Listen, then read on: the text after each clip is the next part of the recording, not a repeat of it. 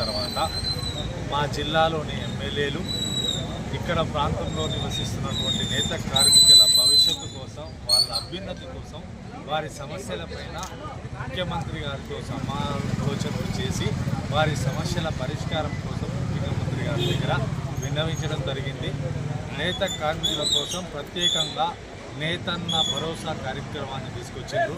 అందుకు గాను నేత కార్మికుడికి నెలకు 2,000 చొప్పున, సంవత్సరానికి 24,000 రూపాయలు చేనేత కుటుంబానికి మేలు చేసే కార్యక్రమాన్ని ఈరోజు ఇక్కడ లాంచ్ చేయడం జరిగింది.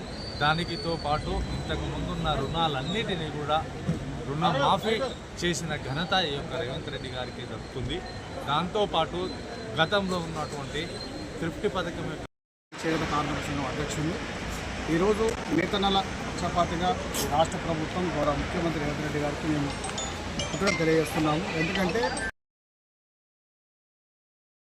నేసిన వస్త్రాలు అమ్ముడుపోక ఆ యొక్క బాధల్ని, కష్టాల్ని గమనించిన ఈ ప్రభుత్వం చేనేత భరోసా స్కీము ఈరోజు ఇంప్లిమెంట్ చేయడం జరిగింది. అందులో